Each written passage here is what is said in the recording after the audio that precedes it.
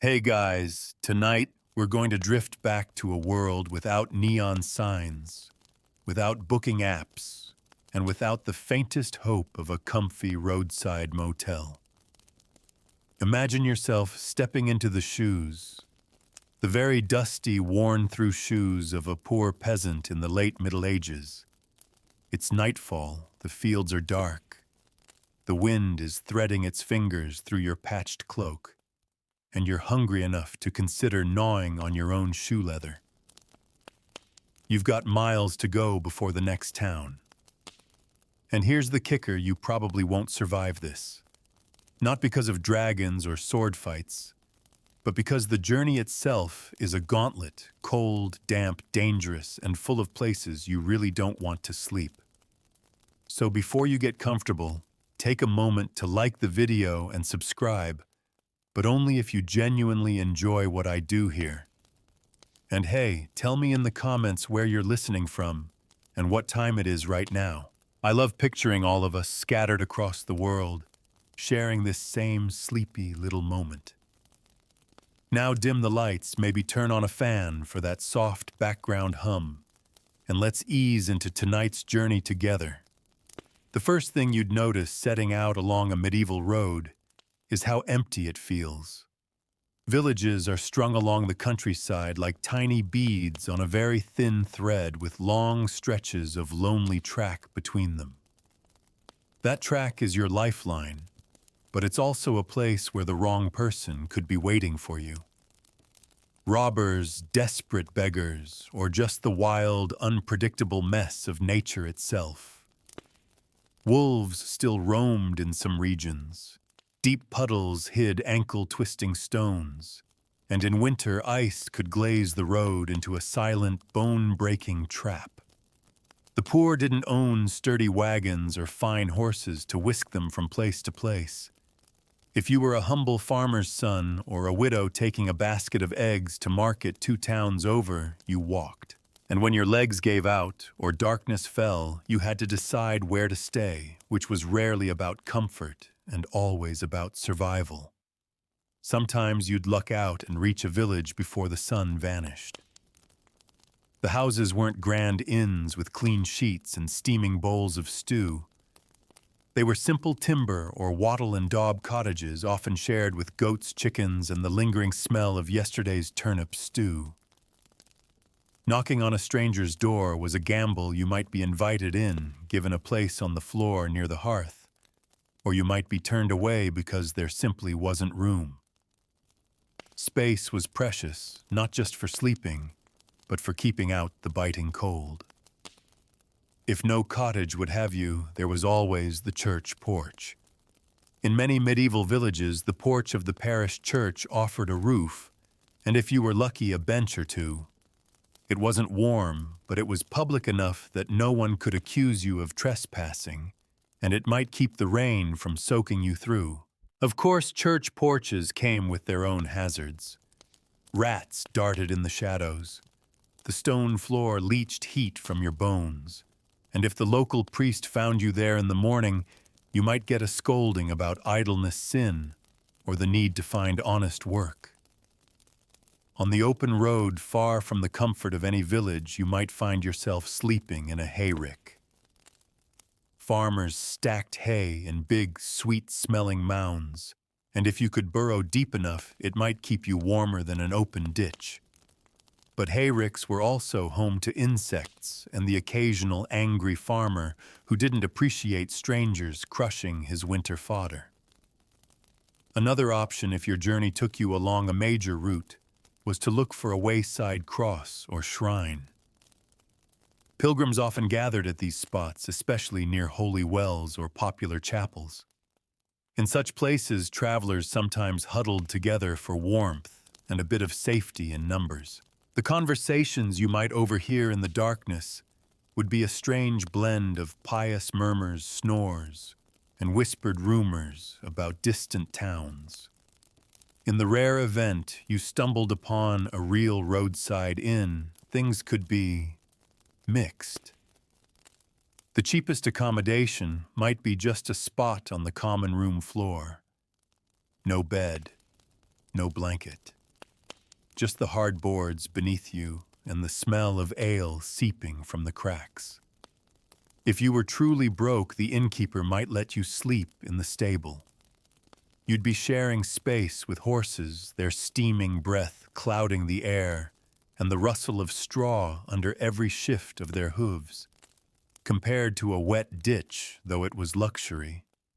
But luxury for the medieval poor wasn't about softness, it was about survival.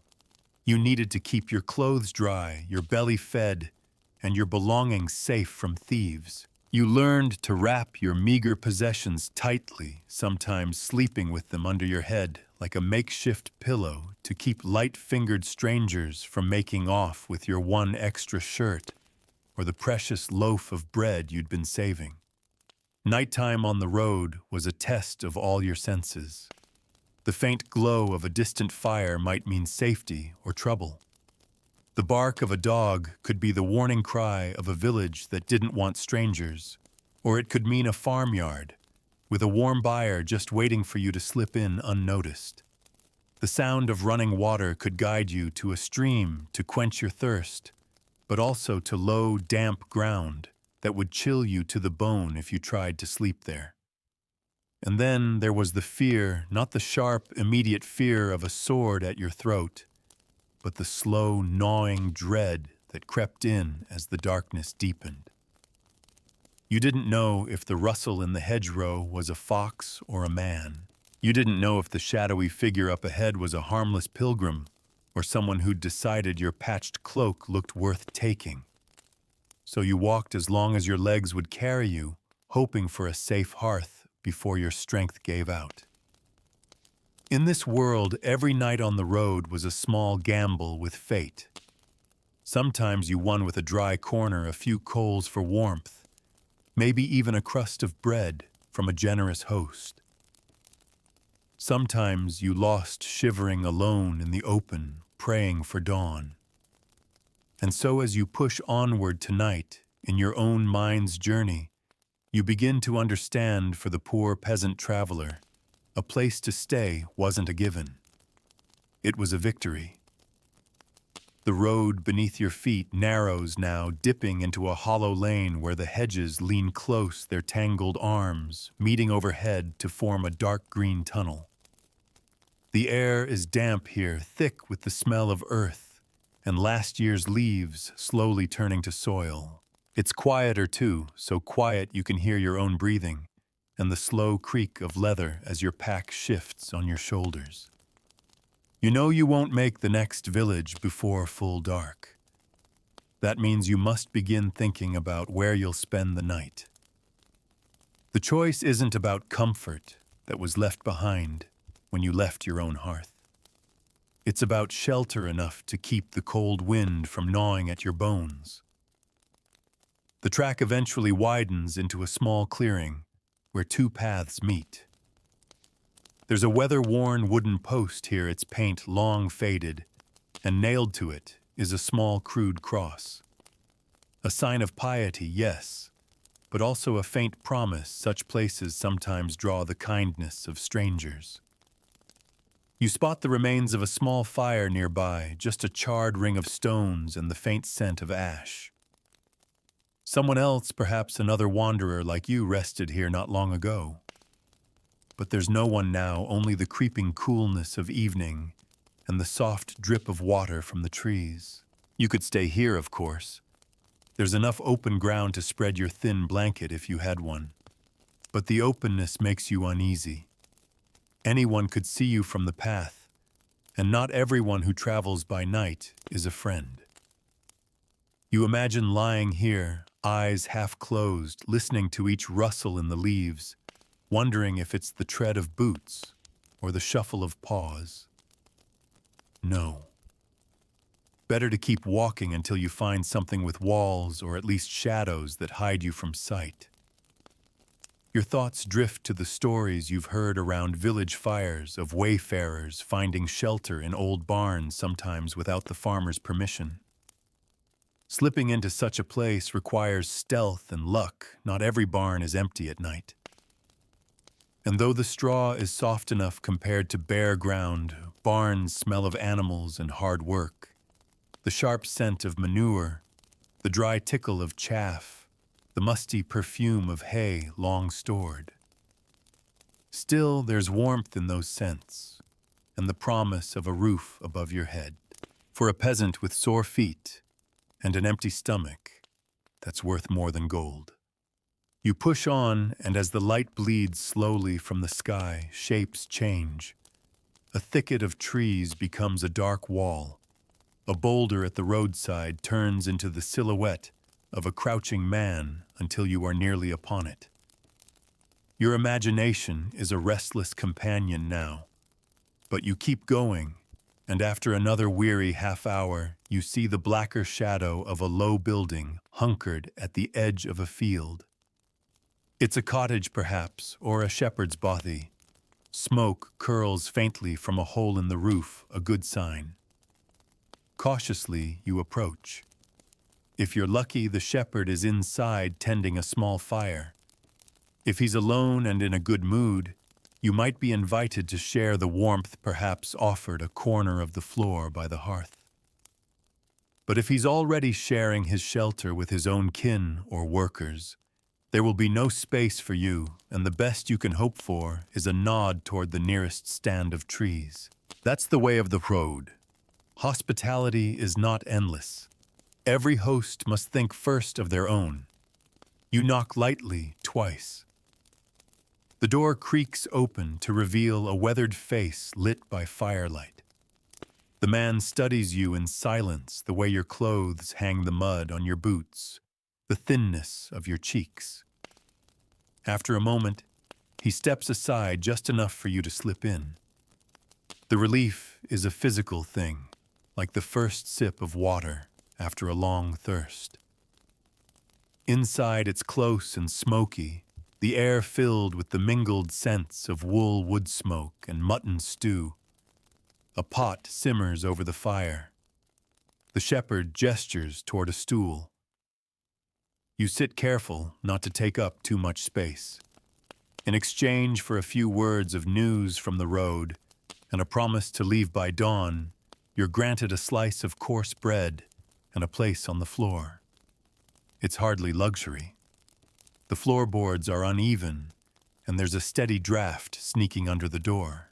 But the glow of the fire and the hum of human presence wrap around you like an old patched quilt. You are grateful, deeply so, because you know how much worse it could be. For not every night's shelter comes from kindness. Many poor travelers resort to the ruins that dot the countryside, crumbling abbeys, roofless chapels, abandoned mills. Such places are easy to enter, but harder to endure. The wind slides freely through broken walls. Owls and bats claim the upper reaches.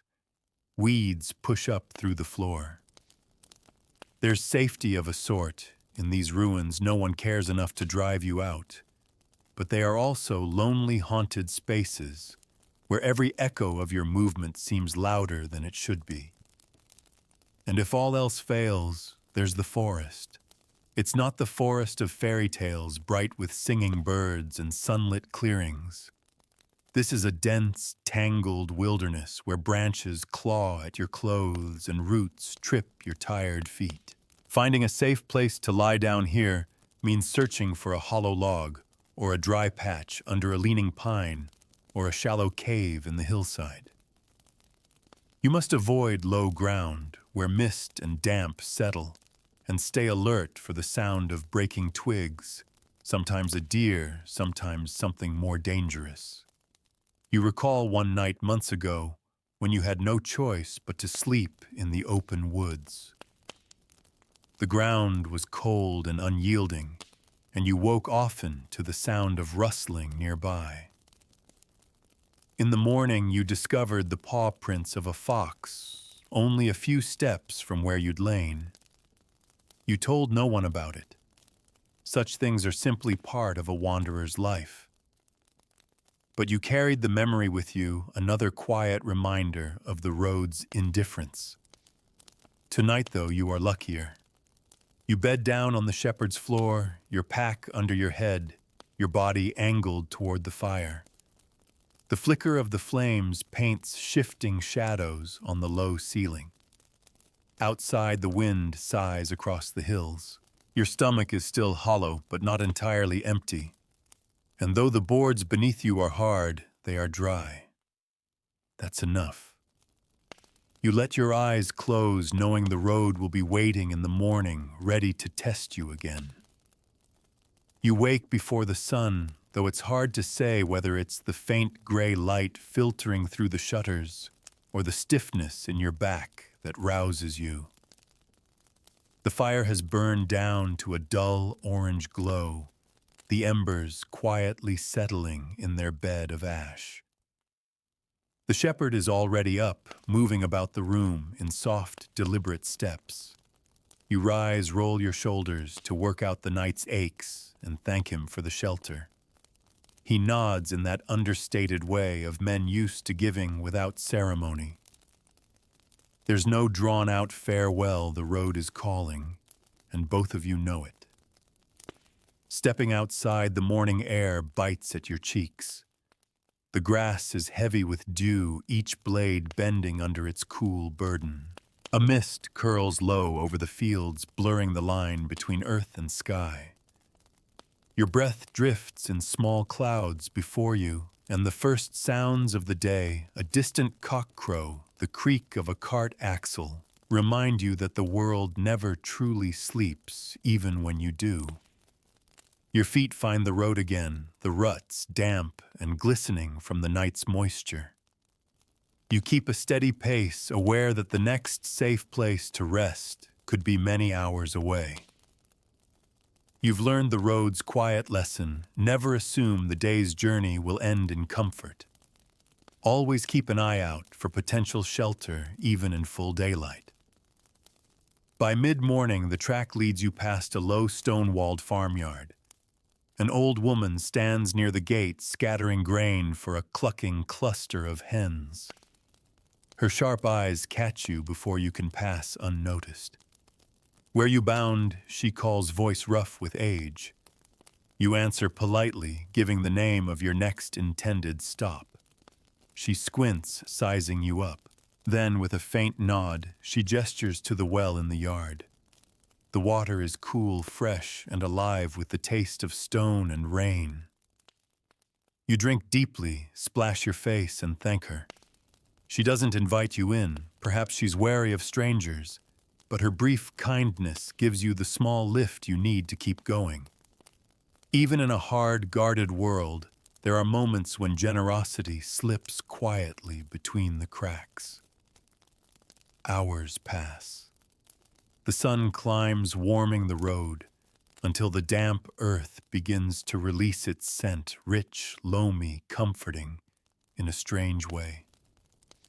You pass a cluster of cottages, but their silent shutters drawn. Most folk are in the fields at this hour. You resist the urge to linger. Without an invitation, you are just a shadow moving through their lives. Later, you find yourself on a causeway stretching across a marshy expanse. The air is still, and the water lies in mirror-like pools among the reeds. Insects hum softly, and the only sound of your passage is the muted thud of your boots on the packed earth. Out here, there is nowhere to hide, nowhere to rest, just the long, exposed ribbon of the road. You remember tales of travelers caught on such causeways at dusk, their only choice to lie down in the open, wrapping themselves in their cloaks against the chill and praying that the night passes quietly. You push the image aside and focus on the thought of reaching higher ground. By late afternoon, you do. The road climbs into low, rolling hills dotted with gorse and hawthorn. A stone cross stands at a junction, its edges worn smooth by centuries of wind and rain. Beneath it, the grass is flattened in patches, signs that others have paused here. You sit for a moment, stretching your legs, feeling the pull in your calves. A scrap of bread from your pack fills the hollow in your stomach, though it does little to satisfy. As the day wanes, you begin the familiar search again. There's no village in sight, no farm close enough to risk approaching. But you remember a trick learned from other wanderers: follow the line of a stream. Water draws life, not just wild creatures, but people too. Where there's a stream, there may be a mill or a cluster of huts or even a fisherman's shack. And where there's a roof, there's at least the hope of shelter.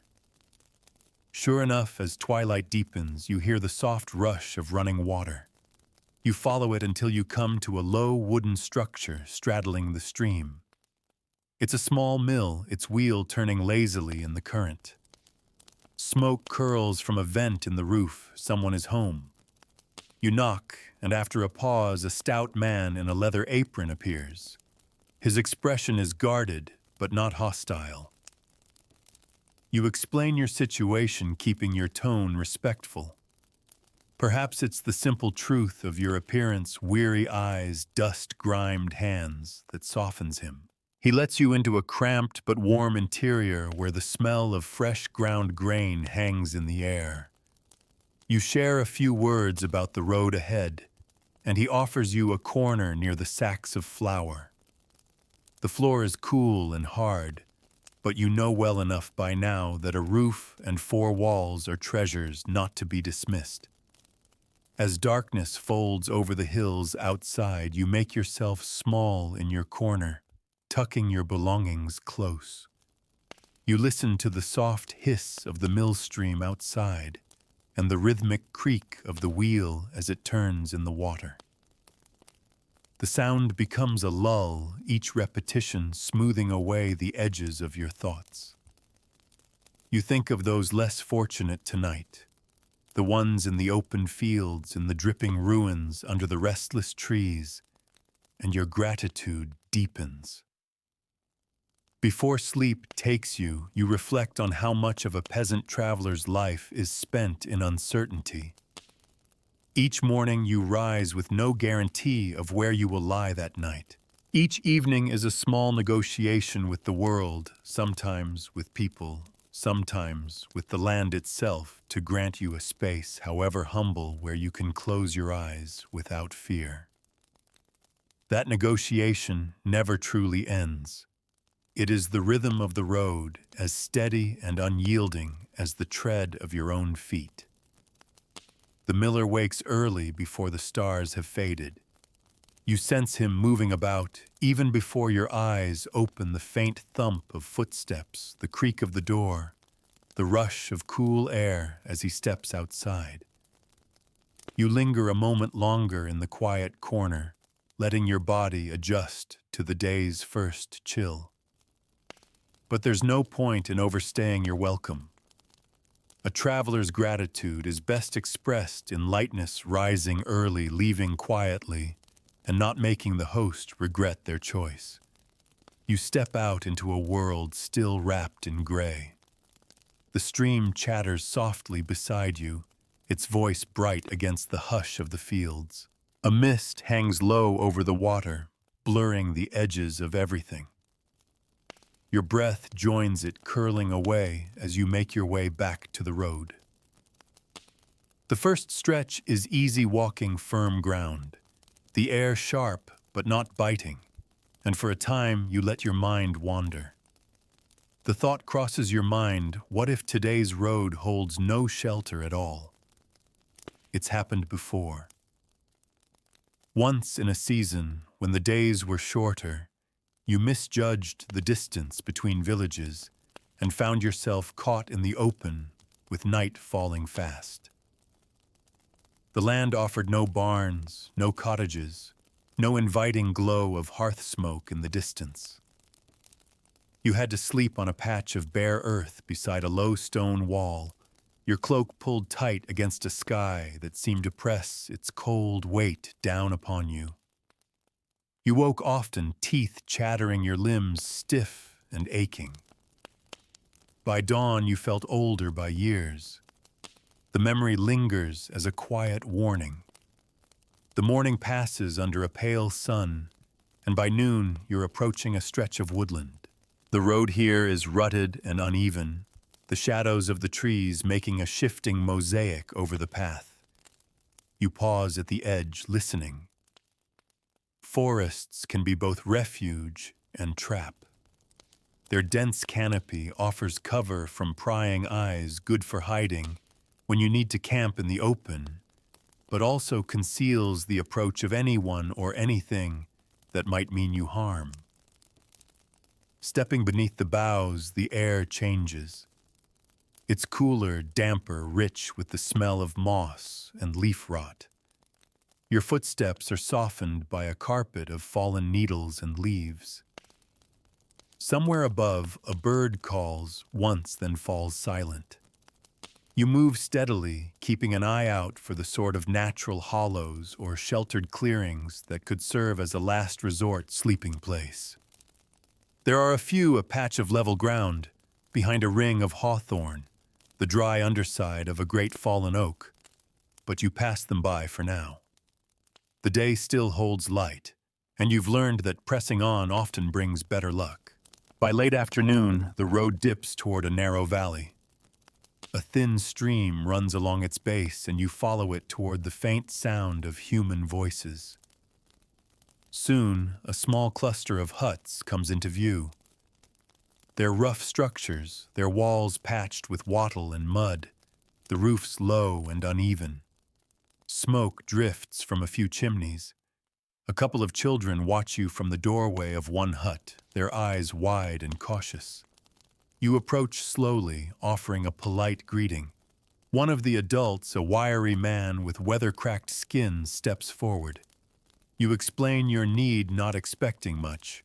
Poor folk have little enough for themselves. But he listens, glances toward the sky, and finally jerks his head toward an empty lean-to at the edge of the settlement. Out of the wind, there, he says simply.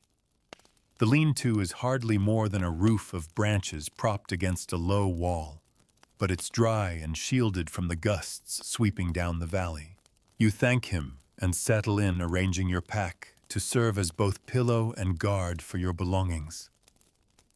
As you rest, you hear the rhythms of village life around you, the crackle of cooking fires, the murmur of voices, the occasional bark of a dog. It's not warmth exactly, but the nearness of people is its own kind of comfort. Later, one of the women brings you a small bowl of thin stew. You eat slowly, savoring each bite of root vegetable and the faint trace of salt. Food shared with strangers is never taken for granted on the road. You nod your thanks, but words feel too small to hold the weight of your gratitude. Night falls, and you draw your cloak tighter. The roof above you creaks in the wind, but holds. The air smells faintly of wood smoke, and the ground beneath you is mercifully dry. You think of the inns you've passed in larger towns, crowded, noisy places, where the poorest travelers sleep in common rooms or on stable floors. There you'd at least be indoors, but indoors can be dangerous too.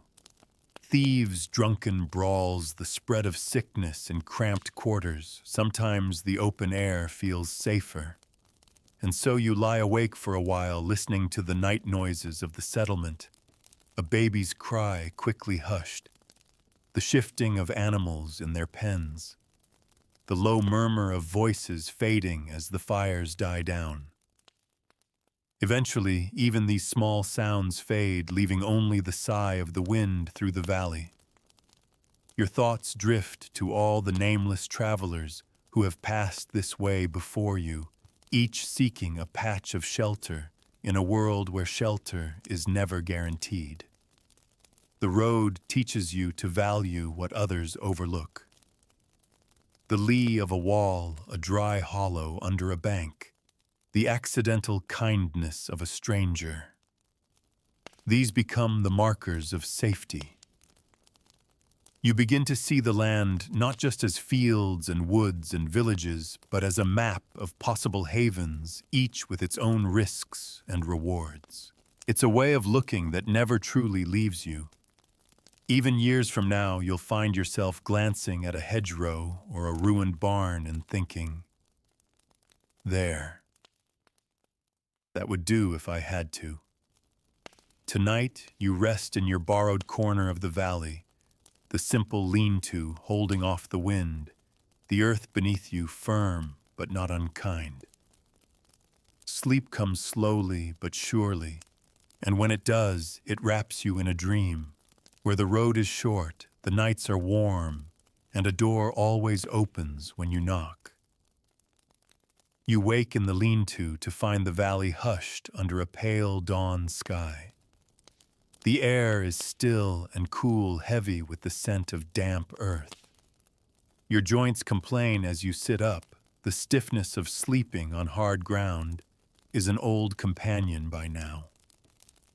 You fold your thin cloak, stow your few belongings, and step out into the settlement. The huts are quiet smoke only just beginning to rise from a few chimneys. You give a nod of thanks to the wiry man who offered you shelter. He returns it with a grunt, already busy mending a wooden tool. The road draws you on.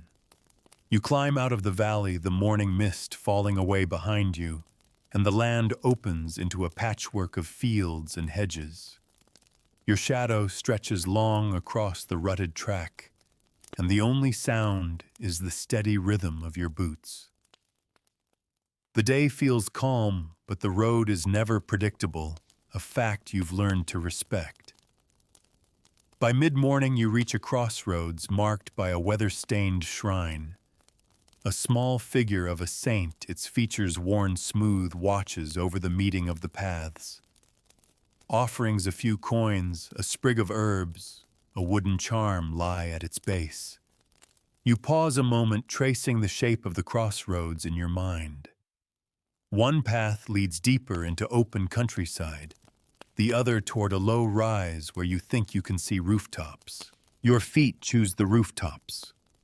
The hope of a warm meal and perhaps a place to sleep always pulls stronger than the open fields. The rise is steeper than it looked, and by the time you crest it, the sun is high.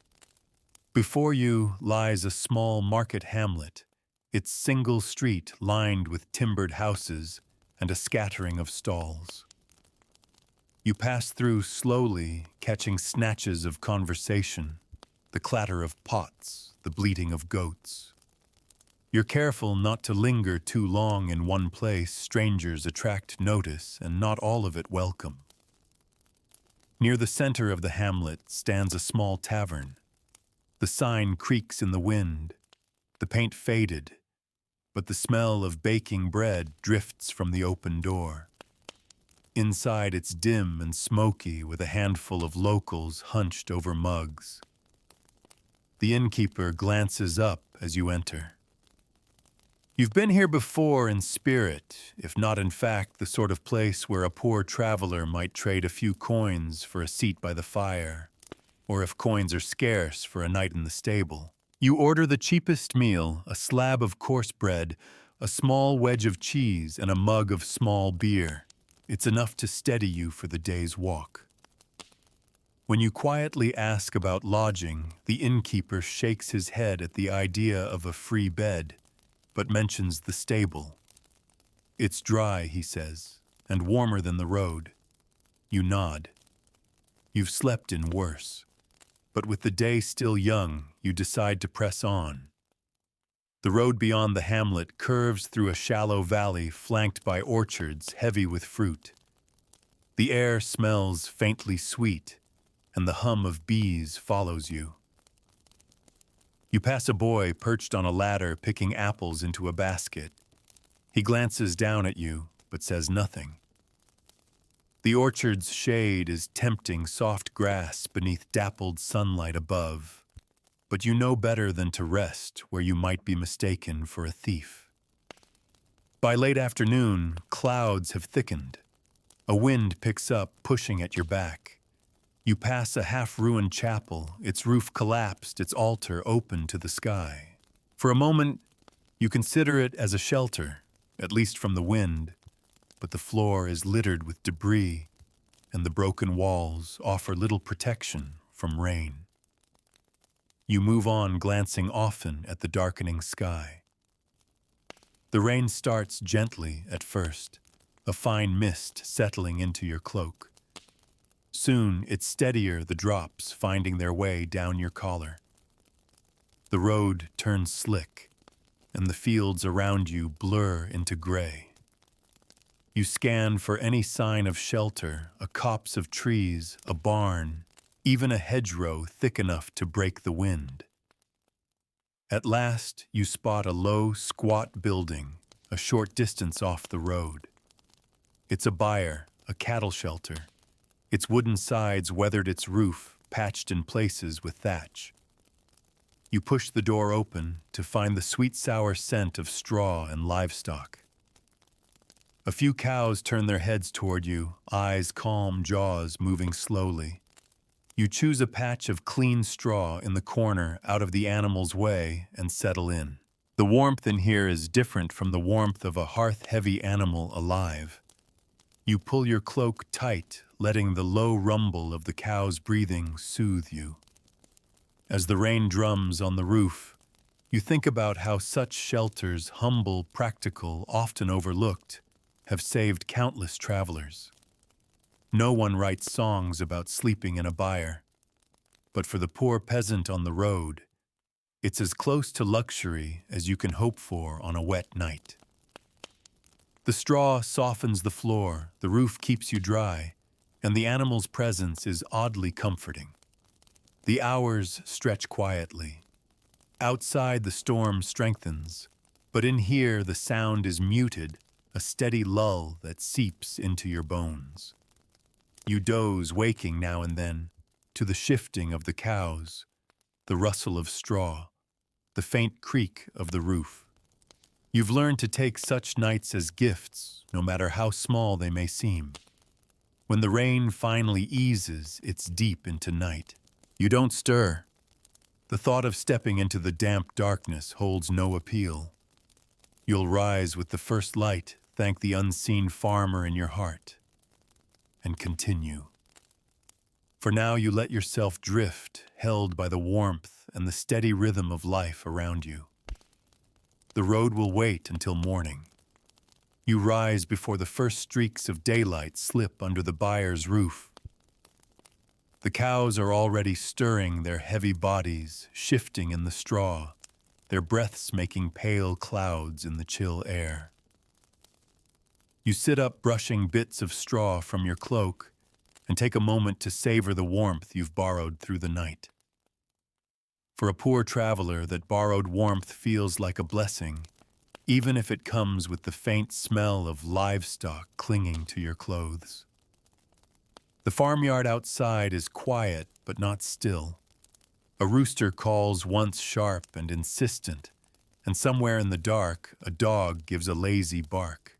You step carefully across the muddy yard, slipping back onto the road, with a silent thanks to the unseen farmer whose animals sheltered you. The morning begins gray, the air fresh from the night's rain. Puddles fill the ruts in the track, their surfaces reflecting scraps of pale sky. You tread lightly around them, your boots still damp from yesterday. The land smells of wet earth, crushed grass, and the faint sweetness of rotting leaves, the scent of a world on the cusp between seasons. As the light strengthens, you see smoke curling from chimneys far ahead. Another village, perhaps larger than the last, lies along the road. You keep your pace steady, feeling the tug of curiosity. Larger villages sometimes have more options, a tavern, a church with a generous warden, maybe even a guild hall where strangers can find a meal for a few coins. When you reach the first houses, the village is already stirring. Doors stand open to let in the morning air, and the rhythmic clack of a loom drifts from one cottage. A woman passes with a basket of washing on her hip, glancing at you just long enough to mark you as a stranger before moving on. It's not unkindness exactly, just the wariness of people who know how thin their own margin of survival is. You make your way to the center, where the village green stretches out in a rough, uneven square. A church stands at one edge, its stonework darkened by centuries of weather. The porch is deep and shadowed, the kind of place you've used before for shelter. But with the day still young, you push on toward the tavern. Inside the tavern smells of wood smoke yeast and the faint tang of ale. The keeper, a stocky man with arms like hams, eyes you briefly before going back to wiping a tankard. You order a cup of small beer and sip it slowly, letting its mild bitterness wake you fully. When you ask about lodging, the answer is the one you expect: a shake of the head for a free bed, but a nod toward the stable out back if you're willing to share space with the inn's mule. You thank him and file the information away for nightfall. For now, the road still calls. You step back into the light, adjusting your pack, and head out of the village.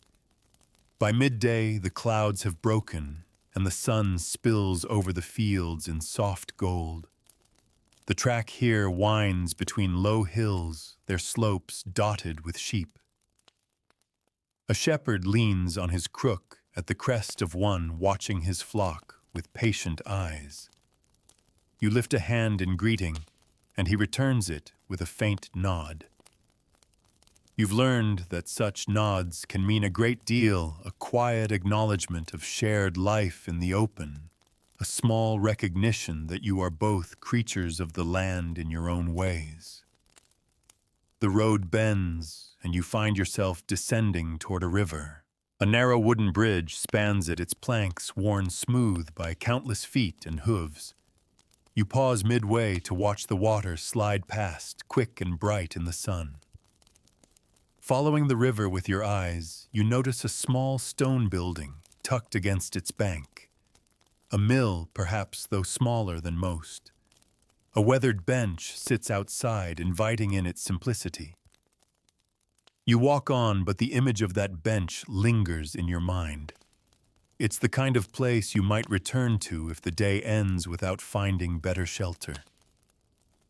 Mills, like barns, have a certain reliability. People are always drawn to where food is made, and where people gather, there's at least a chance of kindness. The afternoon stretches long and quiet. Fields give way to patches of woodland, the air cooling under the shade. You notice an old track leading away from the main road, barely more than 2 ruts choked with grass. It curves out of sight behind a stand of oaks.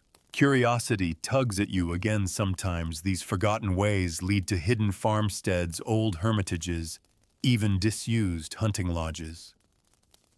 Following it, you soon catch the scent of wood smoke. The track ends at a crumbling stone cottage, its roof sagging, but still mostly intact. A small garden overrun with weeds clings stubbornly to life around it. You approach cautiously, calling a greeting. After a moment, a bent old man appears in the doorway. His face is lined like weathered bark, his eyes pale and watchful. You explain yourself, a traveler no trouble meant, seeking a dry place for the night. He studies you for a long moment before stepping aside. The interior is dim, smelling of herbs and damp stone. There's a small fire burning in a hearth, blackened by decades of use. He gestures toward a wooden stool. You sit, feeling the stiffness of the seat, but grateful for the warmth. The evening passes in quiet company. The old man speaks little, though once he asks where you've come from, and again where you're headed. You answer as best you can, your words brief. He nods, seemingly satisfied. At last he lays a folded blanket on the floor near the hearth. There, he says simply, "It's a better bed than most, the fire close enough to keep the chill away, the blanket soft from years of wear." You stretch out, the flicker of the flames dancing across the low ceiling. Outside, the wind rises, rattling the shutters, but the old stone walls hold firm. You let the warmth and safety sink into you, knowing such nights are rare. Before sleep claims you, you think again of the road, how it offers no promises, only possibilities. Each day is a search for shelter, each night a reminder that even the poorest roof is a treasure when it keeps the rain off your face. Tomorrow you will walk again, but tonight you rest. The old man is up before you, moving about the cottage in the dim gray light of early morning. You hear the slow scrape of a chair against the floor, the clink of a pot on the hearth. When you open your eyes, the fire is already coaxed back to life, sending out thin ribbons of smoke and warmth. He doesn't speak as you rise, there's no need. You fold the blanket neatly and set it on the stool, offering a quiet thanks. He nods once, his lined face unreadable, and you step out into the cool morning. The air smells of damp earth and wood smoke. A light frost sparkles on the grass, crunching softly beneath your boots. As you follow the narrow track back toward the main road, you glance over your shoulder, once seeing the small cottage sink slowly into the folds of the land until it disappears. You know you may never pass this way again, but you carry the memory of that night, the fire's warmth, the old man's silent generosity like a hidden talisman. The road today winds through rolling fields rimmed with hedgerows. Sparrows dart in and out of the tangled branches, their wings flashing briefly in the low sun. You walk steadily, the morning quiet settling around you like a cloak. Travel in these hours feels different. The dangers of the night are behind you, but the uncertainties of the coming evening are already forming, waiting for their turn. By midday, you come upon a roadside cross. Its base is worn, the stone lichen-spotted, but the figure carved into it is still visible, a traveler's blessing of sorts. A small wooden bench sits nearby, and you lower yourself onto it, stretching your legs. From here, the road dips toward a small river, its surface gleaming under the winter-pale sun. You know rivers well enough to follow their course when you can. They often lead to settlements, mills, or bridges where human life gathers. Sure enough, following the river for a mile brings you to a cluster of buildings, a mill, a blacksmith's forge, and half a dozen cottages. A narrow track runs between them, leading to a wooden footbridge. You catch sight of a woman drawing water from the river, her skirts bunched in one hand.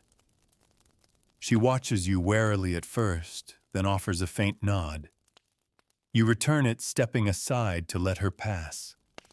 There's no obvious tavern here, no church large enough to have a porch worth sheltering in.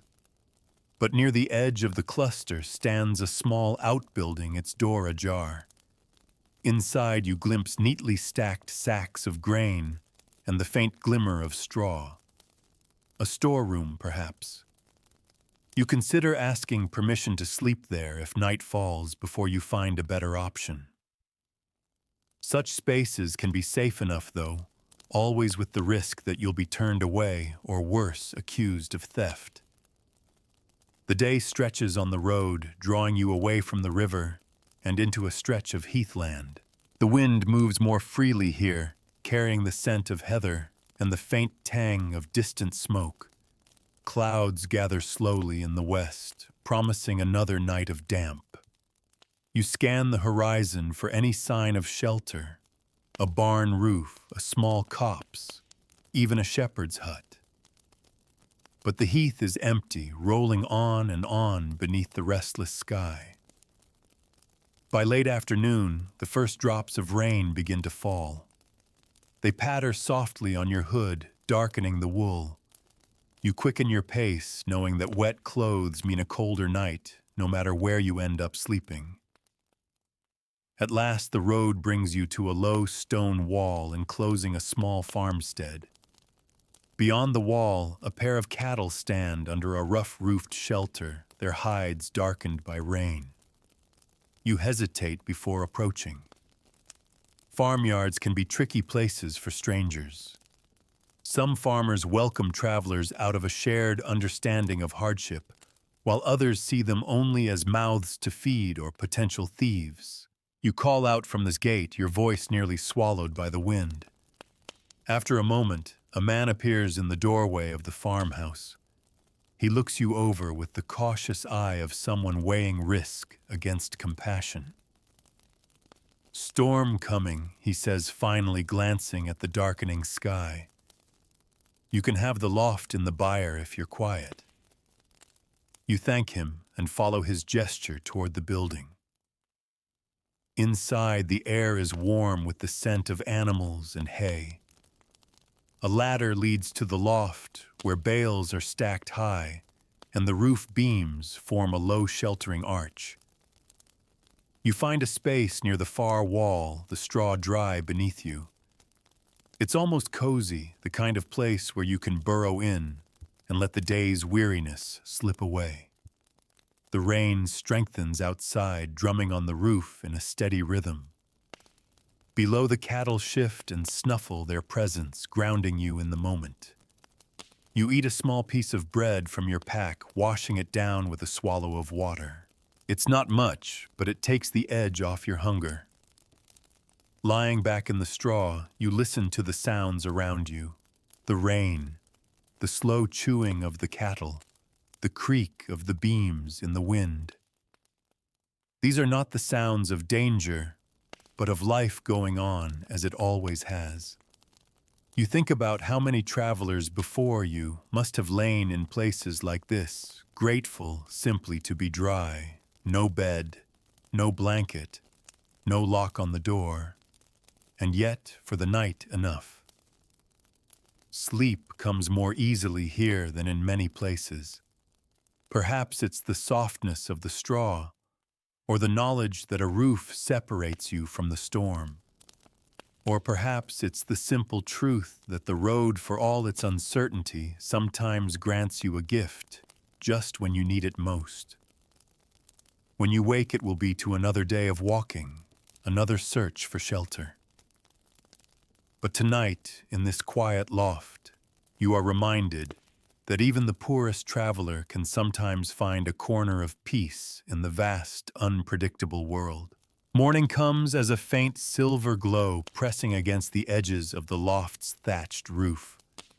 The air up here is cool but dry, scented with the mingled sweetness of hay and the warm musk of the cattle below.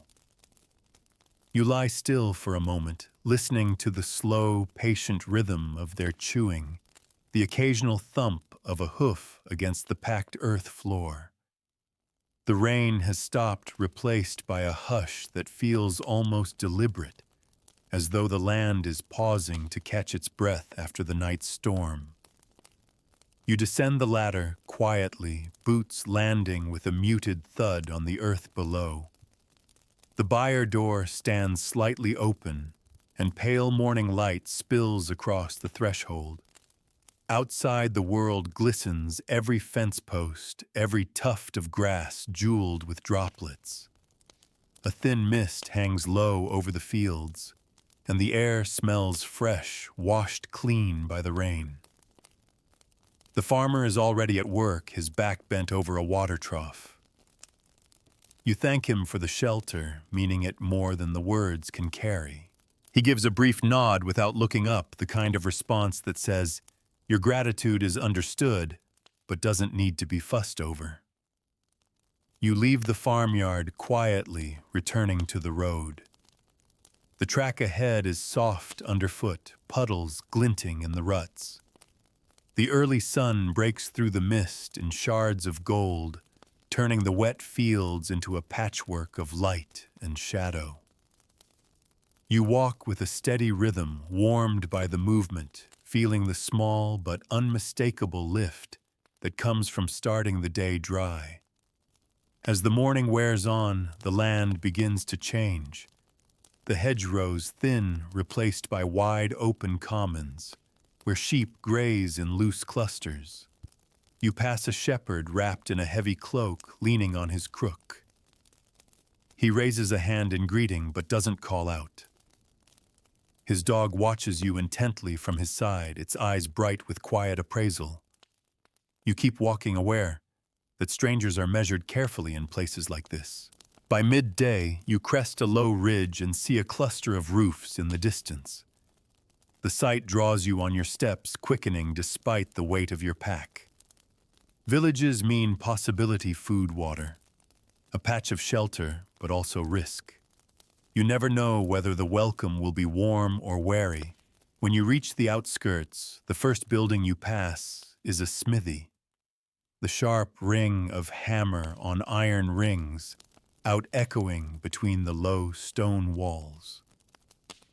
Sparks leap briefly in the dim light as the smith works, his face set in concentration. He doesn't glance up as you pass, but you know he's aware of you. In a small place, nothing moves unseen. Farther in, you find the village green, a patch of uneven grass ringed by houses. A single tree stands at its center, its bare branches twisting against the sky. To one side, the church porch juts out in its simple stone dignity, a shadowed recess you recognize instantly as a possible refuge. But the sun is still high, and you have miles left in you before the day begins to fade. You stop at a small bakery, the smell of warm bread spilling into the street. Inside, a woman is drawing loaves from the oven, the crusts dark and crisp. You buy the cheapest one, dense and heavy in your hand, and step back into the light. Bread like this is both meal and companion. You break off a piece as you walk, tucking the rest into your pack. Leaving the village, the road narrows again, bordered by tangled hedges. The afternoon is mild, but clouds are beginning to gather far to the west. You've learned to read the sky as carefully as any map. Those clouds could mean rain before nightfall. You scan the countryside for anything that might serve as shelter. An hour later, you spot an old barn, its timbers weathered, its thatch patched but holding. The doors hang slightly ajar. You step closer, peering inside. It's empty, save for a few forgotten tools and the faint smell of hay lingering in the corners. The floor is swept clean, a sign it's still in use, though, perhaps only occasionally. It would make a fine place to wait out a storm, though you hesitate to claim it too soon. You decide to keep walking, hoping for something even better before nightfall. The road curves gently, dipping toward a small valley where a stream winds between rush-lined banks. You follow it until you see a low stone bridge, the kind built by hands long gone. On the far side stands a row of cottages, their gardens neat despite the season. You call a greeting to a man stacking firewood outside one of them. He glances up, measuring you in a single look, then nods toward the church at the edge of the cluster. If you've no coin, he says, the porch is dry. It's advice you've heard before, but still you're grateful for it. You thank him and make your way to the church. The porch is deep, its flagstones worn smooth by generations of feet. You set your pack down and lean against the wall, letting the stone's coolness seep through your cloak. Evening comes slowly, the light thinning, until the first stars prick the sky. The village quiets, doors close. Smoke curls from chimneys. The murmur of voices fades behind walls. You settle yourself in a corner of the porch, your cloak wrapped tight. The stone beneath you is hard, but it's dry, and the arch overhead keeps the wind off your face. You eat the last of your bread, washing it down with a swallow of water. The night deepens, the air cooling sharply. Somewhere nearby, an owl calls a single low note that drifts across the dark. You think about the many nights like this that have passed before you, each one a thread in the endless fabric of travelers' lives. You close your eyes, letting the sounds of the village at night wash over you. Somewhere a dog barks once, then again. The wind shifts, carrying the faint scent of wood smoke and damp earth. You breathe it in slowly, letting your body sink into the stillness. It's not a warm bed, not even close, but it's a place to rest your bones, and in the life of a poor traveler, that's all you need to see the night through. You wake before the first hint of light touches the porch. The air is cold enough that your breath shows in faint puffs.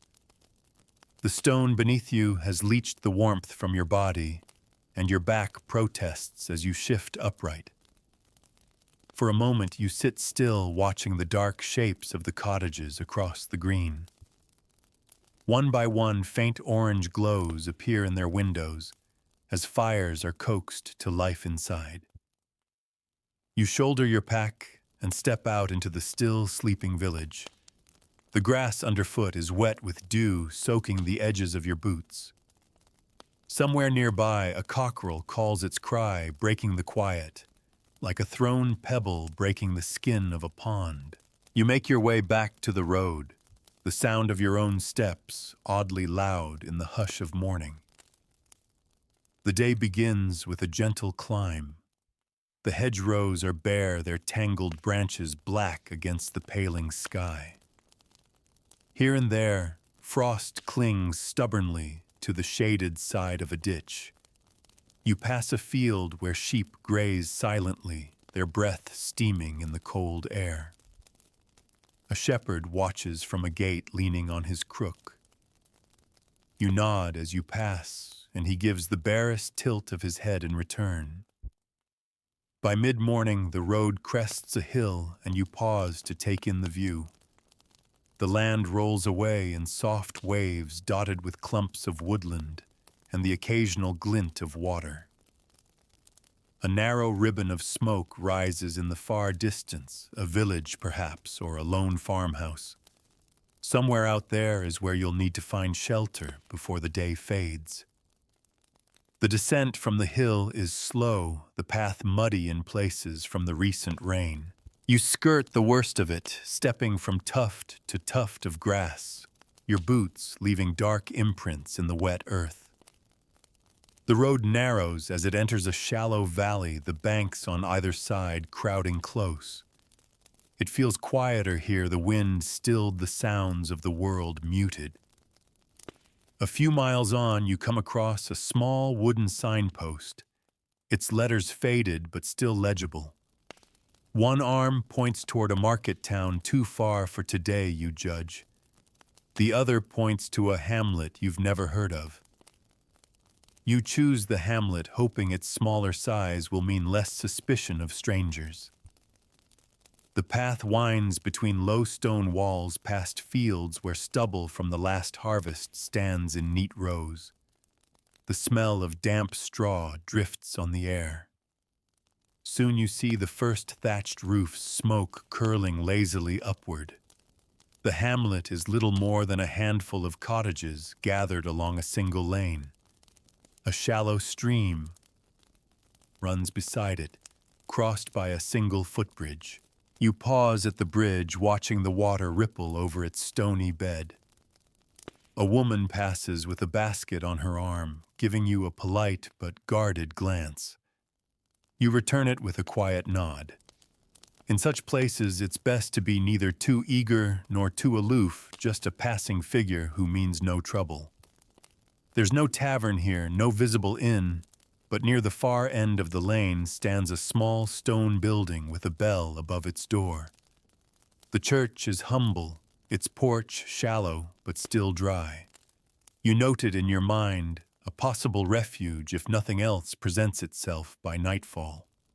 You decide to press on the road beyond the hamlet, bending through low, wooded hills. The light has taken on the mellow gold of late afternoon, and you know the day is shortening fast. You quicken your pace eyes, scanning for anything that might offer shelter. At last you spotted a tumble-down barn standing at the edge of a field. Its walls lean slightly, and the thatch is patchy in places, but it still holds the shape of a shelter. You approach, pushing the door open, with a groan of old wood. Inside, the air is dry, carrying the faint, sweet scent of long-stored hay. A ladder leads to a loft where loose straw lies in uneven piles. You climb up, testing each rung before trusting your weight to it. The loft offers a view of the fields beyond through a narrow gap in the wall. You can see the last light bleeding away at the horizon, the sky deepening from gold to blue. It's as private as you're likely to get on the road, and that in itself is worth much. Settling into the straw, you take a small bite from the bread you've been carrying. It's gone tough in your pack, but it fills the hollow in your stomach. You wrap your cloak tight, tucking your belongings close against your side. Down below, a mouse rustles in the shadows, but otherwise the barn is quiet. As darkness settles, you lie back, the beams above you black against the dim glow of the sky. The air cools quickly, and you pull the straw closer around you. Outside, the wind stirs, rattling the loose thatch. You listen to it for a while, your mind drifting between wakefulness and sleep. You think about how the road teaches you to measure comfort differently. In another life, you might complain about the hardness of the floor, the draft through the wall, the stale bread in your hand. But now you count the dryness of the straw, the shelter of the roof, the solitude of the loft as blessings. You know that many tonight will be sleeping in the open, their cloaks soaked through their faces, turned toward the wind. The barn creaks softly in the night, its timbers shifting like an old man in his sleep. You close your eyes, letting the sounds settle around you. Tomorrow will bring another day of walking, another search for a corner of the world where you can rest your head. But for now, this is enough. The first thing you hear is the sigh of wind through the barn's loose thatch. It moves softly at first, then gathers strength, pressing against the walls, until the timbers give a slow, complaining groan. You shift in the straw, feeling the night's chill clinging to your cloak. The pale gray of early dawn seeps through the gaps in the roof, outlining the beams above you in cold light. You sit up slowly, brushing bits of straw from your hair and shoulders. The barn is still save for the occasional rustle from the mouse somewhere in the shadows below. You eat the last scrap of your bread, chewing slowly to make it last, and take a careful swallow of water. It's not much of a breakfast, but the road has taught you to be grateful for anything that fills the emptiness. Climbing down the ladder, you step out into the fields. The grass glistens with frost, crunching faintly under your boots. The sky is pale and cloudless for now, though a faint haze to the east hints that the weather may change before the day is done. Your breath trails in thin plumes as you set off along the rutted track. The morning passes in a quiet rhythm, the steady beat of your footsteps, the soft thud of boots on frozen ground, the occasional flutter of wings as a bird takes flight from the hedgerow. You pass no one for miles, just the silent company of fields and woods. Out here, you feel both free and exposed, a lone figure in a wide and watchful world. By midday, you reach a fork in the road. One path leads toward a distant village you can just make out through the haze. The other runs parallel to a river, its course marked by a line of bare willows. You choose the river road. Water means life, and life often means shelter. The river is slow-moving, its surface broken here and there by floating ice. The air smells faintly metallic clean, but edged with the chill that seeps from open water in winter. Following its curve, you pass a small fishing hut set back from the bank. Its roof is thatched, its walls patched with mismatched planks. You call out a greeting, but there's no answer. You pause at the door, knocking lightly. When no one comes, you peer inside. The hut is empty, the hearth cold, but it's tidy, a sign that someone still uses it, even if not today. You step back, debating whether to claim it for the night, if you find nothing better. A fishing hut is a mixed blessing, shelter from the wind, yes, but no guarantee against whoever might return to it after dark. The afternoon grows softer, the pale sun slipping behind a veil of thin cloud. You pass a copse of trees where the ground is dry and level beneath their branches. It would make a fair camp in warmer weather, but in the cold season, the open air bites too sharply. You keep walking, your eyes scanning for anything that promises both dryness and safety. Near sunset, you catch sight of smoke rising behind a low hill. You follow the scent of wood smoke until you come upon a small, weathered cottage standing alone at the edge of a pasture. Its shutters are open to the fading light, and a curl of steam drifts from the pot, balanced above the hearth inside. You knock gently. A woman appears, her hair tied back, her hands dusted with flour. She studies you with the measuring look of someone who has seen travelers before and knows the quiet hunger in their eyes. After a pause, she steps aside. By the fire, she says simply. The warmth is immediate and enveloping. You crouch near the hearth, stretching your fingers toward the flames. The air is thick with the scent of bread baking, and your stomach answers with a low, insistent growl. She notices, saying nothing, but soon places a small piece of bread in your hand. You eat slowly, the crust crackling between your teeth, the soft center still warm. When you ask carefully if you might rest in the barn for the night, she hesitates only briefly before nodding. In the loft, she says, "It'll keep the frost off you." The barn is close by its doors, creaking as you push them open. Inside, the scent of hay mingles with the faint, sweet smell of stored apples. You climb to the loft, finding a patch of loose straw near the back. Through a narrow gap in the boards, you can see the last blush of sunset bleeding out of the sky. Settling in, you feel the quiet satisfaction of knowing you'll be dry tonight. The barn's timbers groan gently in the cooling air, but they hold. You tuck your belongings under your head, drawing your cloak close. Below, the muffled sound of the woman's animals reaches you, the shifting of hooves, the soft rustle of straw. As night deepens, the cold seeps in, but not with the sharpness of the open air. Here, the loft holds a pocket of warmth enough to keep you from shivering. You let your breathing slow, your eyes tracing the rough lines of the roof beams above. You think of all the roofs you've slept under, church porches, buyers' mill lofts, the kindness of strangers' cottages, each one a brief island in the long current of the road. Tomorrow you will push on, seeking another. But for tonight, you let yourself rest in the small certainty of shelter, knowing that in a peasant's life such certainty is rare and worth holding close. You wake in the barn loft to the muffled clink of a pail and the low murmur of a voice below.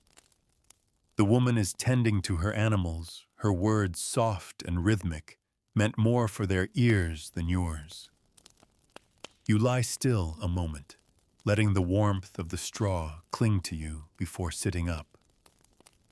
Through the narrow gap in the boards, dawn is a pale blush along the horizon, promising a cold but clear day. You climb down the ladder, careful not to startle the animals. The woman glances at you briefly, offering a small nod that carries no judgment, only acknowledgement. You thank her quietly, knowing that in the life of a traveler, such silent exchanges carry more meaning than 100 loud farewells. Stepping outside, the air is sharp and clean, the frost on the grass crunching faintly under your boots. The road waits like a ribbon of pale mud stretching toward the low hills. You adjust your pack, settle your cloak around your shoulders, and begin again. The morning walk is brisk, your body warming with each step. The fields around you are bare, their stubble dusted with frost. Crows wheel overhead, their calls harsh and lonely. A fox trots along a distant hedgerow, its red coat a flash of color against the muted land. The world feels wide and watchful, but for the moment, it's yours alone. By mid-morning, the road leads you to a small hamlet tucked against a fold in the hills. Smoke curls from a few chimneys, and the faint sound of a hammer rings out from somewhere within. You pass a low stone wall where a pair of children perch, swinging their legs and watching you with open curiosity. They don't speak, but their eyes follow you until you disappear around a corner. In the center of the hamlet stands a tiny chapel, its wooden door weathered but sturdy. The porch is shallow, but would offer some shelter in a pinch. You note it in the quiet way you've learned to catalog possible refuges without drawing attention to yourself. You pass a man splitting wood in front of a cottage. He pauses long enough to give you a curt nod, then turns back to his work. There's no tavern here, no visible sign of lodging, just the slow rhythm of a place where every face is known and yours is not. You decide not to linger. The road beyond climbs steadily winding between the low hills. The sky is bright now, though a thin wind snakes through the hollows, making you pull your cloak tighter. You walk steadily, the rhythm of your steps and the whisper of the wind, the only sounds for long stretches. By early afternoon, you crest another hill and see a scattering of farmsteads below each with its own patch of tilled land and a cluster of outbuildings. You make for the nearest, hoping for a refill of your water flask, if nothing more. The farmer meets you at the gate, his eyes narrowing slightly as he takes in your travel-stained clothes and tired face. You explain that you're passing through, asking if there's a well nearby. His gaze softens just a fraction, and he gestures toward a pump beside the barn. You drink deeply, the water cold enough to make your teeth ache. When you ask about shelter, his answer is cautious, but not unkind. There's an old shepherd's hut on the ridge, he says, pointing toward a rise beyond the fields. Empty most nights. You'll have a roof, though, not much else. You thank him and make your way toward the ridge. The path is narrow and rough, the grass long and tangled around your boots. The hut appears suddenly as you crest the rise, a squat round structure of stone with a conical roof built to withstand the wind. Its door hangs slightly askew, but it stands solid against the sky. Inside, the air is cool and smells faintly of damp stone. A low bench runs along one wall, and in the center is a small hearth blackened by years of use. There's no wood, no sign of recent occupation, but the place is dry and sheltered from the wind. You drop your pack onto the bench and sit, letting the quiet settle around you. From the doorway, you can see far across the valley. The fields are patchwork in the fading light, and the thin ribbon of the road gleams faintly in the distance. The world feels both vast and strangely close from up here. You eat a small portion of bread and cheese, chewing slowly as you watch the light begin to thin. As evening falls, the wind picks up, whistling around the edges of the hut. You tuck yourself into the corner farthest from the door, pulling your cloak close. The stone walls hold the cold, but they also block the worst of the gusts. You think of the many nights you've spent in more precarious spots under hedges and ruined walls curled behind stacks of firewood, and you're reminded that this humble hut is a luxury by comparison. The stars emerge slowly, pricking the sky one by one. The moon rises pale over the hills, casting a faint light through the crooked doorway. You listen to the wind, its voice shifting from low murmurs to sudden sharp cries as it sweeps around the hut. The sound is lonely, but it's also constant, and constancy is its own kind of comfort. You drift toward sleep with the knowledge that tomorrow will bring another stretch of road, another search for a place to lay your head. But tonight, the shepherd's hut is yours, and in the life of a poor traveler, that is enough. The wind has gentled by morning, though it still brushes against the shepherd's hut with a low, persistent murmur. You stir from your corner cloak, heavy with the night's chill, and sit up slowly. Through the crooked doorway, the world is washed in soft gray light. The hills roll away under a sky streaked faintly with the pink of sunrise. You step outside the cold air, pricking at your face, and take in the stillness. The valley below is hushed, dotted with slow-moving cattle and thin columns of smoke rising from far-off cottages. Your breath drifts upward in faint clouds as you shoulder your pack. The stone hut behind you looks small against the vast sweep of the land, a reminder of how fleeting your claim to any shelter truly is.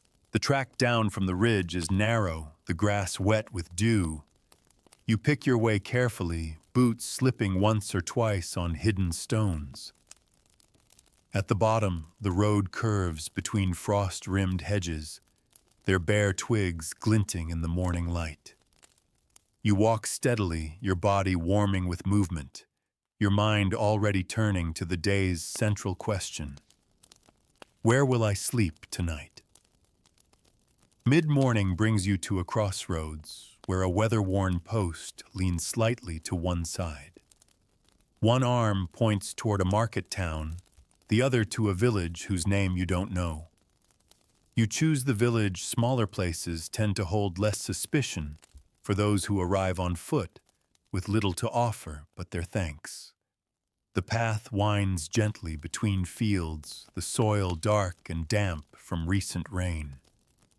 You pass a low stone wall where a pair of geese strut back and forth, their white feathers bright in the winter light. They hiss as you pass, their eyes sharp with suspicion, and you give them a wide berth. Soon the village comes into view, a scatter of thatched cottages, a small green, and at its heart a modest church. Smoke curls from several chimneys, carrying the scent of burning wood on the crisp air. You pass slowly along the lane, nodding to those who glance your way. A woman steps from her doorway, a bundle of sticks in her arms. She eyes you briefly, but says nothing. You pause at the church, noting the depth of its porch. It would serve in a pinch, though the stone floor would steal your warmth by the hour. Still, the thought lodges in your mind, a fallback, if nothing better comes along. Beyond the village, the road narrows again, flanked by bare trees, whose branches claw at the pale sky. The ground here is uneven, the ruts holding pockets of half-frozen water. You tread carefully, your gaze scanning for the telltale signs of human habitation. The straight line of a fence, the smoke from a chimney, the flash of a roof tile through the branches. By early afternoon, you come upon a cluster of farm buildings set back from the road. The yard is busy, a man forks hay into a cart. A boy drives a small flock of sheep through a gate. You approach slowly, calling a polite greeting. The man pauses, leaning on his fork, and listens as you ask if there's a place nearby where you might rest for the night. He considers a moment before nodding toward a long, low structure at the far edge of the yard. "Empty stall at the end," he says, "out of the wind." You thank him sincerely and make your way to the building. Inside, the air is warmer than the open road, carrying the sweet, dry scent of old straw. The stall is bare save for a scattering of chaff on the floor, but it's sheltered on 3 sides and open only to the yard. You set down your pack, feeling the relief of having at least a tentative answer to the day's question. Still, the day is not yet done. You walk back toward the road, deciding to explore a little before settling in. Sometimes a better option presents itself late in the day, a cottage door that opens to you, an outbuilding more snug than it first appeared. The lane leads you to a stand of trees where the ground is carpeted with leaves. Through the trunks, you spot the slant of a small wooden shed. Its door is ajar, and inside you find a stack of firewood and a bench along one wall. The air is dry and the roof appears sound. It would be a comfortable enough place to spend the night, but you hesitate to claim it without asking. You return to the farmyard and mention the shed to the man. He shakes his head. "That's for the wood," he says, "but you can sit there a while if you like." The answer is kind enough, though it sends you back to the empty stall.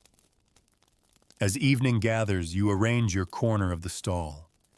You lay your cloak beneath you to blunt the chill of the floor and pull your pack close, using it as a pillow and guard for your few possessions. The air smells faintly of hay and animals, even though this part of the building is empty.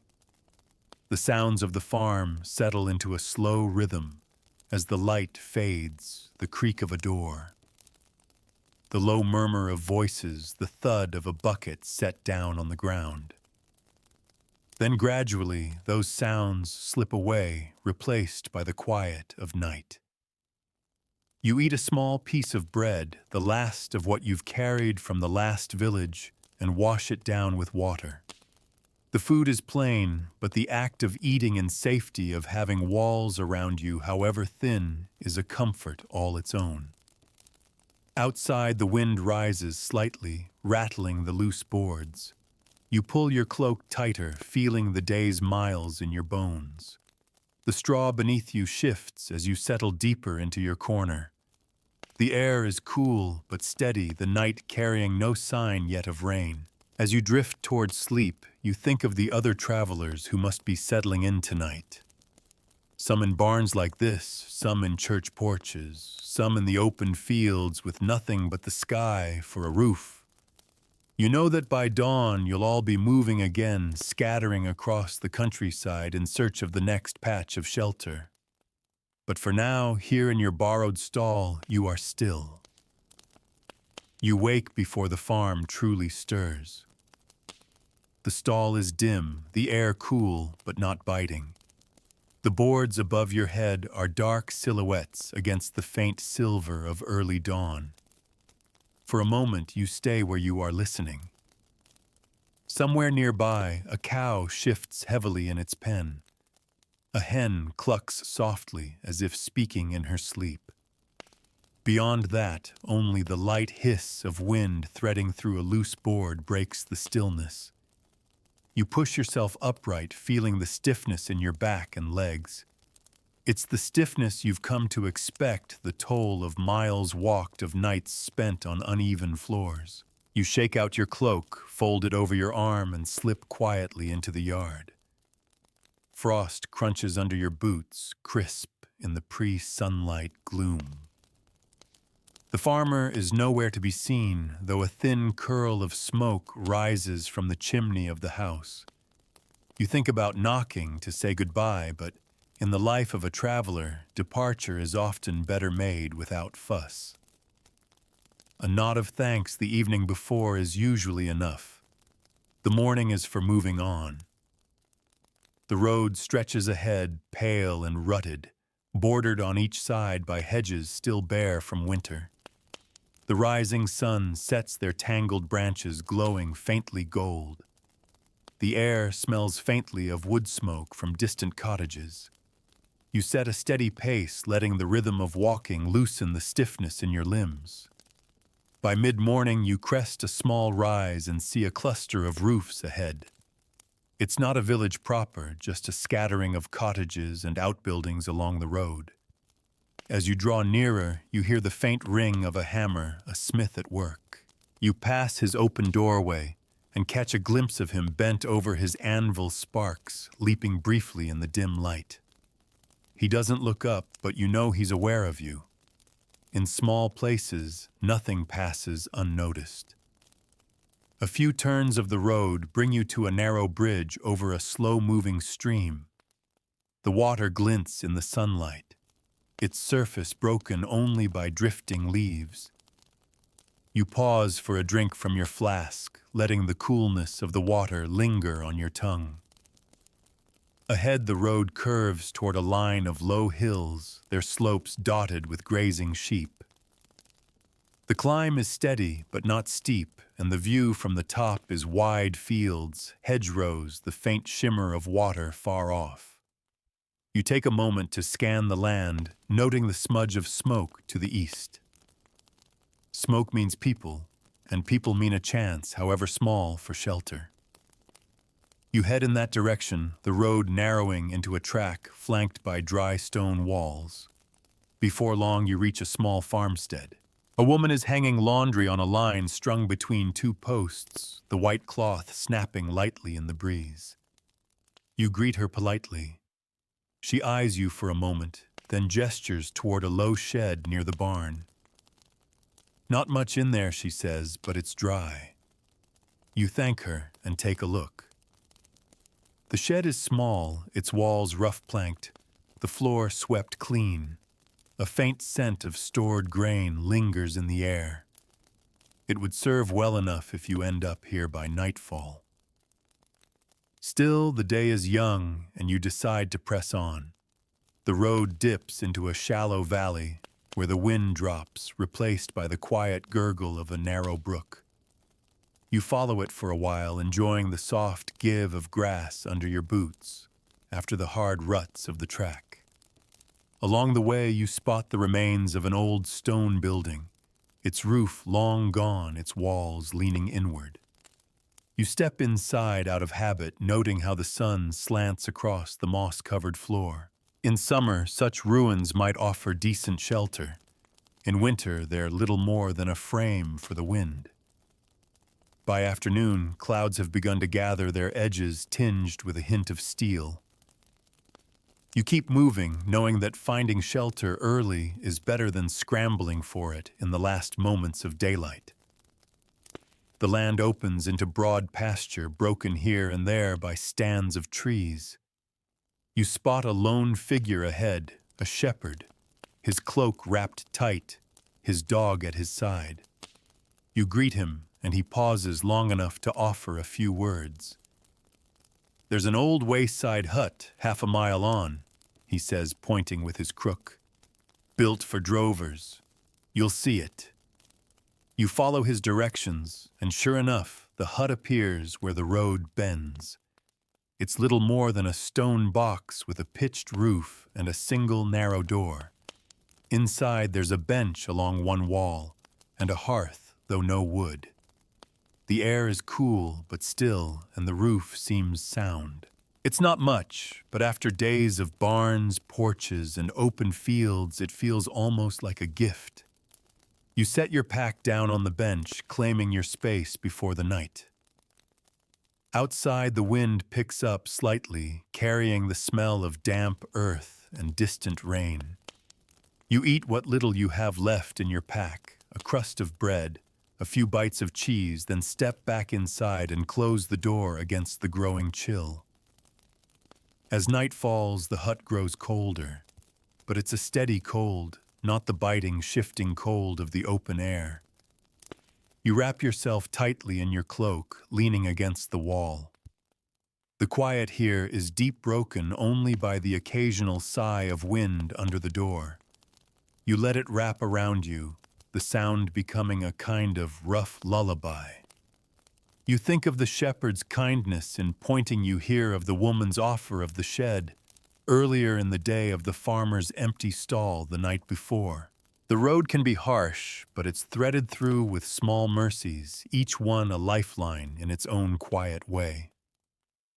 The bench is hard, the hut dim, but it's yours for the night. In the life of a poor traveler, that is a fortune. You wake in the wayside hut to the faintest blue light seeping under the door. The air inside is cool, and the stillness is deep enough that you can hear the small ticks of the timber as it eases in the morning chill. Your body protests the hardness of the bench, but there's a kind of relief in knowing the night passed without disturbance. You push the door open and step into a quiet world washed with dawn. The fields lie pale and silver with frost, and each blade of grass catches the early light as though dusted with ground glass. Your breath hangs briefly in the air before drifting away. For a moment, you just stand there feeling the openness around you, a reminder that you are once again a small moving point in a wide and watchful world. The track ahead is empty, curling between low ridges toward a horizon smeared with mist. You begin walking, your boots crunching softly in the frost, the sound swallowed quickly by the stillness. The cold is bracing at first, but with each step your body warms. The day feels promising, in the way that only a clear winter morning can, cold, yes, but steady, with no immediate hint of rain or snow. A mile or two along, you come to a small copse of trees. The ground beneath is carpeted with a thick layer of leaves, their edges rimed with frost. You pause briefly, remembering other times you've used such places as shelter, the way the branches could block the worst of the wind, the way you could tuck yourself into the hollow between roots and vanish from sight. But on a morning like this, with the road open before you, you choose to keep going. The path bends toward a shallow valley where a stream runs fast and clear over stones.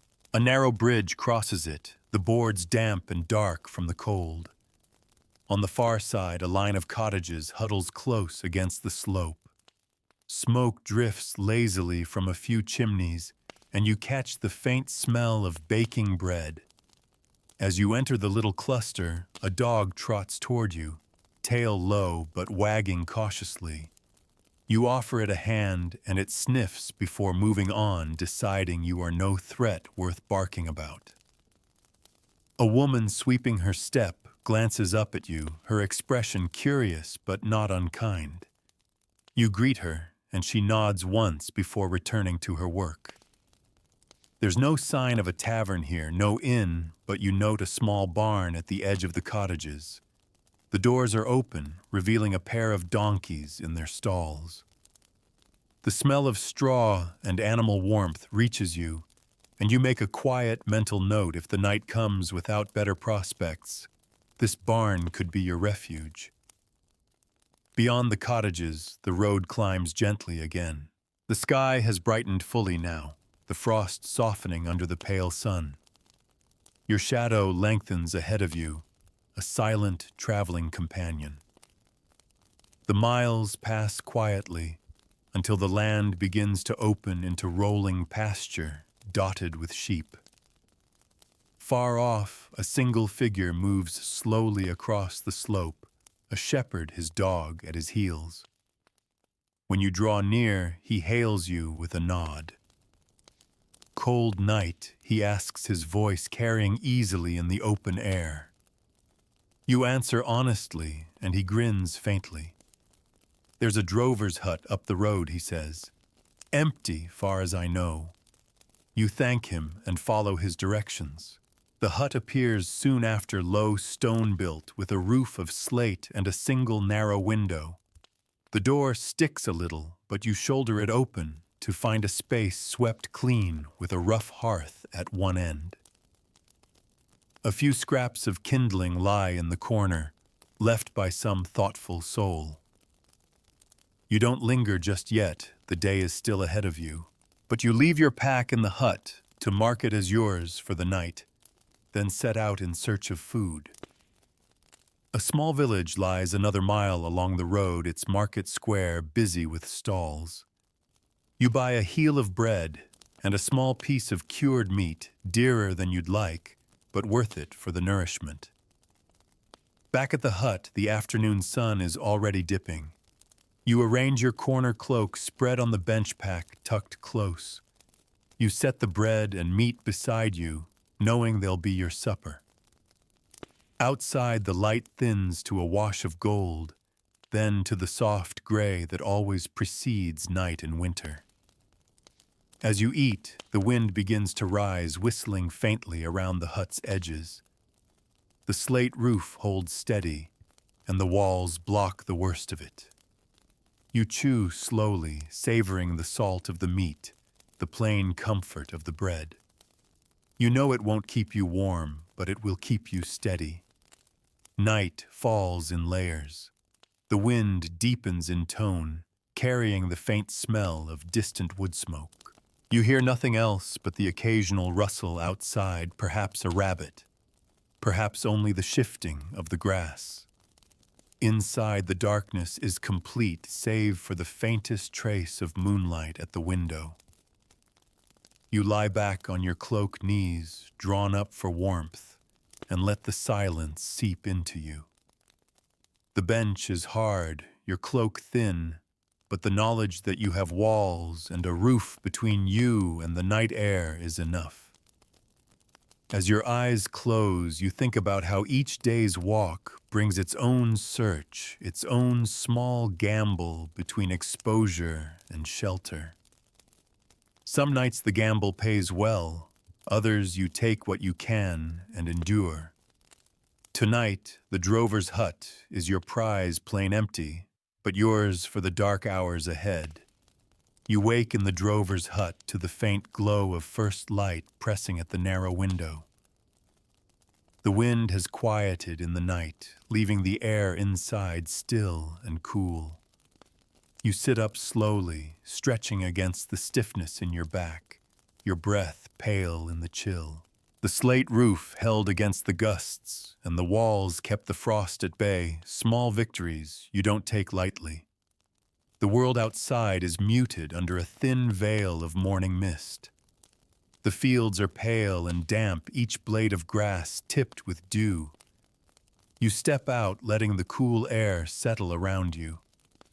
For a moment, you stand in the hush, aware of the long miles behind you, the many corners of the countryside you've borrowed for sleep. The road today is gentle, winding through low pasture land, where sheep graze in the early light. Their bells chime softly as you pass. A narrow stream runs beside the road, its banks soft and damp from recent rain. You follow it, knowing streams often lead to villages, mills, or bridges, the kind of places where a traveler can find both human presence and sometimes a roof. By mid-morning, you come upon a small hamlet clustered at a bend in the water. A mill wheel turns lazily in the current, its creak and splash the only loud sounds in the quiet. You pause to watch it a moment, the steady motion oddly calming. The air smells faintly of flour and damp wood. You greet a man stacking sacks near the mill door, asking after the road ahead. He tells you of a larger village a few miles on, one with an alehouse and a church worth seeing.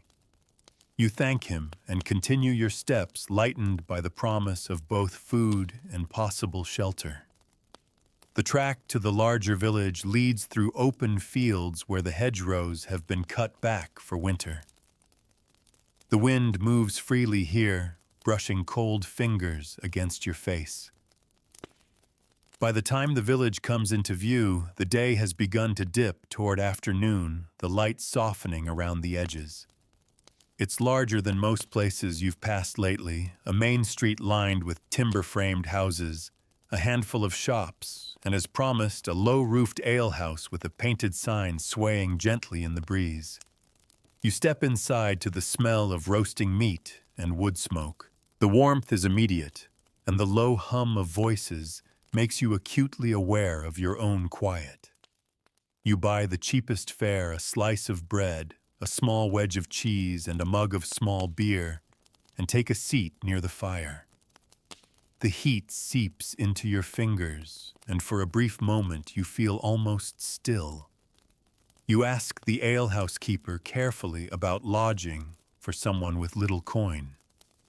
He glances at you, weighing his answer, then suggests the church porch. It's deep and dry, he says. No one will turn you out there. As evening settles, you make your way to the church.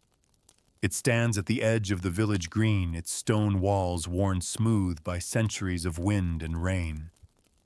The porch is as deep as the keeper promised, with a heavy wooden bench built into one wall. You set your pack down and sit, letting the quiet settle around you. The last light fades, and the village closes in on itself. Doors shut, shutters drawn, the sounds of work replaced by the occasional bark of a dog or the faint cry of a child. You eat the rest of your bread, slowly washing it down with water from your flask.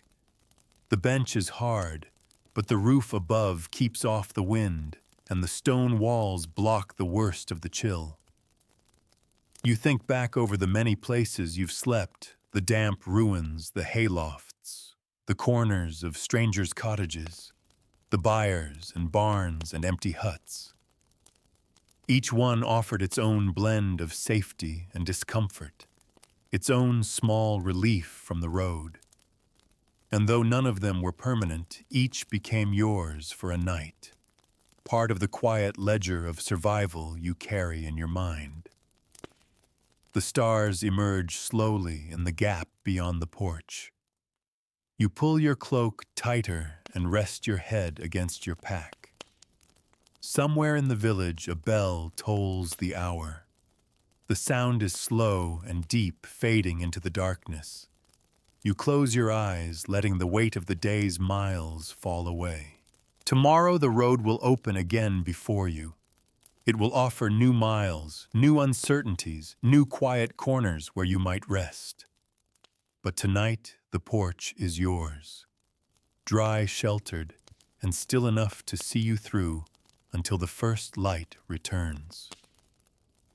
The night settles fully now, and with it comes a quiet so complete that even the faintest sounds, the creak of the wooden bench, the soft stir of air moving through the porch, seem larger than they are. You sit still wrapped in your cloak, feeling the weight of the miles you've walked dissolve into the darkness. The cool stone at your back is solid and unmoving, a reminder that for this one night at least, you have a place that will not shift beneath you. Your eyes trace the dim shapes around you, the curve of the arch above the faint silver edge of the bench, the shadowed doorway that leads into the silent church. Somewhere far off, a dog barks once, then twice, then falls quiet. The sound only deepens the sense of stillness. You think of all the nights behind you, each one different, yet bound together by the same quiet need to find shelter, however humble. The ruined barns, the haylofts, the huts by the road, they blur together now into one long thread, a steady rhythm of searching and finding, leaving and walking on. Here, in this moment, there's nothing left to search for. You've arrived at least until morning. The air is cool but calm. Your pack rests against your side. The world beyond the porch feels far away, as if the road itself is sleeping too. You draw your cloak closer, letting the edges tuck under your chin and close your eyes. The sounds grow softer, more distant. The darkness wraps itself around you, holding you steady, holding you warm enough. And with that, you drift the night your blanket, the road your dream.